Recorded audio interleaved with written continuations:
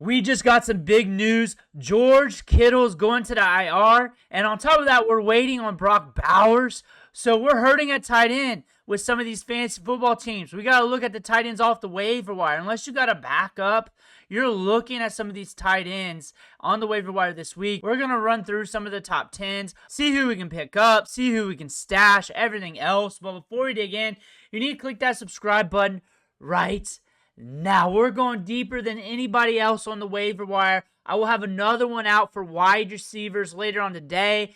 Tomorrow, we'll do a deep one on all positions as we find more and more players to pick up.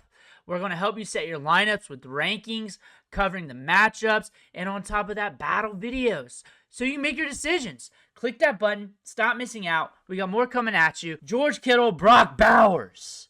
We're waiting on Brock Bowers. We got the news on Kittle just a few minutes ago. He's going to be out for a bit, and you might be able to put him in your IR spot, which means you should. You should. I said might because there's a million different types of leagues out there, so I'm covering myself when I shouldn't. But you're looking at the 49ers, what they got coming up. Don't do it. Just don't do it. Just don't do it. Moore's going to go to Christian McCaffrey. Moore's going to go to Ricky Pearsall. Jennings might get a little bit more. They're going to move it around in different locations. When you're looking at the reps, 16 routes to 14 routes, Tonges versus Farrell there. Nothing really exciting. You're hoping one catches the ball in the end zone. Maybe you get lucky in some of these matchups, but there's just other options, man. And then Michael Mayer behind Brock Bowers. This is one of the top tight ends in all of college football. And this is one of those tight ends you just wait a few years until they make it to the NFL. And it's rare. It's rare. And the Raiders are in tight end heaven over there. So they're solid. NFL-wise, fantasy-wise, nobody's going to touch Brock Bowers if he's out. Nobody's going to do it. There's never going to be another Brock Bowers. He's just a rare tight end prospect. Michael Mayer, though, with Brock Bowers there, 16 routes ran. Only 6 pass blocking snaps. He's getting a lot of opportunities. He's getting a lot of work. He's getting a lot of work there. Considering you got Brock Bowers, he runs a lot of routes. He's not held back by pass blocking. Even though he's out there, 63% of the snaps, he's getting work. So he's going to be next in line. We know he can catch balls downfield. We know he can be reliable down the seam and in the red zone. He is a pickup. He is a pickup. Is he the best pickup? He could be getting some good targets. You do got the Chargers, Washington. You know the Bears were just in a weird matchup. You got the Colts.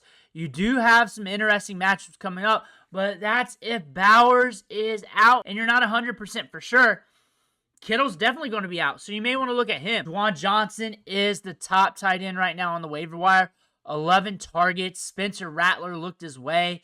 8 receptions, 76 yards. He ran a ton of routes. 47 routes ran in that matchup. He's running it like a wide receiver. 11 targets, a lot of work. Getting it downfield. He's got a history of scoring good in fantasy. This is the tight end to look for. He's got some weird matchups coming up. San Fran, Seattle, Buffalo. That might cause you to pause a little bit. But at the tight end spot, it's hard to get this workload, especially with 47 routes ran, rarely pass blocking. He's getting a lot of opportunity. That is something to pay attention to at the tight end spot. Spencer Rattler has one of his main targets. It's Juwan Johnson, and he's being utilized as a wide receiver right now. Harold Fannin, everybody's looking at him. He was out there on 72% of the snaps, 9 targets, 7 balls caught. He ran a fair amount of routes, 31, and this is his first ever game. Against the Bengals, weird game script. He's on the Browns. By default, he's going to be in weird game scripts. That's not even a joke. It's like real. And now you're looking at these matchups coming up for the Browns. Not super sexy. You got Njoku there. However, historically, even with Flacco when he was with the Browns, he targets the tight end a lot. You should see Fannin get some opportunities. If Njoku comes out, Fannin's going to be coming up. If you're looking for a guy getting opportunities that's a little bit cheaper, Juwan Johnson might have a little bidding war. You might be able to throw a chip on him, like $1 or so, and you can pick him up, patch up what you need to patch up. On top of that, if I'm playing the guy who has one of those tight ends out, I might make that move so they have to pick up a Fannin or somebody else. I might do that, play a little defense. How much is a win worth it to you if you can block them from picking up a piece for their lineup? How much is that for you? Fannin might be running a lot of routes. He might be getting a lot of opportunity. You do have the Ravens on the road. They looked nasty to start that game, and then that folded. But it's also the Browns, and that defense could get to that offense. Brenton's strange here. Ran 23 routes. It was a weird game script against Carolina Panthers. They were up on them. He's not pass blocking too much, just 2 pass blocking snaps. 4 targets, 4 balls caught, 59 yards. We got the Bengals coming up. That should be a live game script on the road, cat-on-cat violence. He could score a touchdown. Tight ends are volatile, and volatility could go his way if we can get that red zone look this week.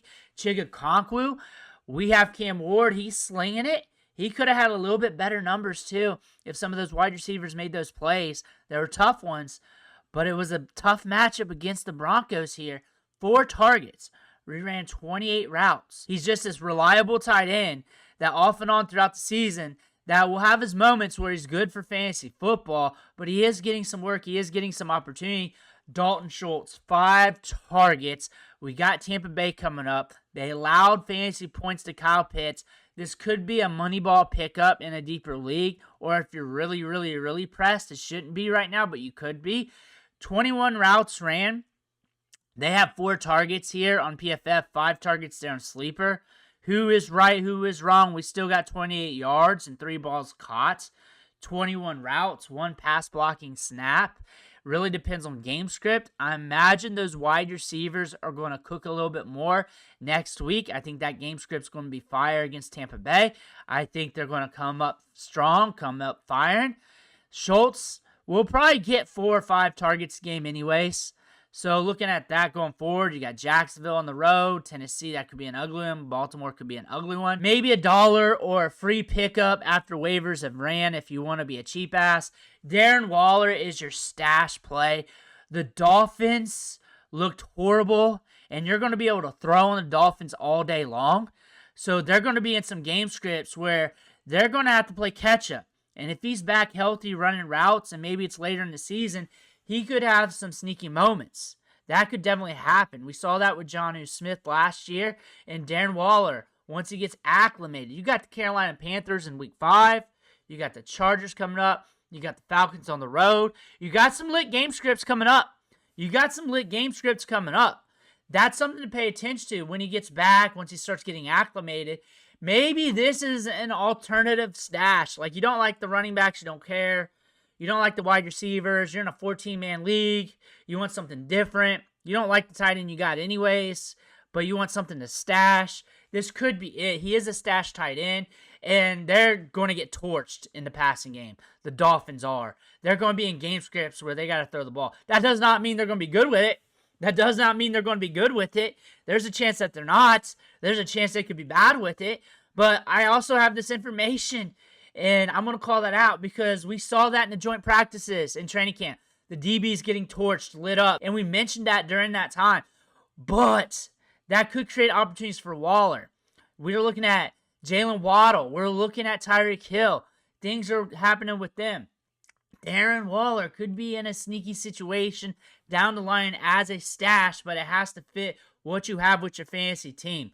That's it. I hope you can find things to get right in the waiver wire this week. We got some tight ends to look at. I got a couple favorites. I got some stash plays. I got some cheap plays for you. A little bit of everything. Let me know what you think in the comments below. Make sure to hit that subscribe button on the way out. Thank you for watching. Catch you on the next video.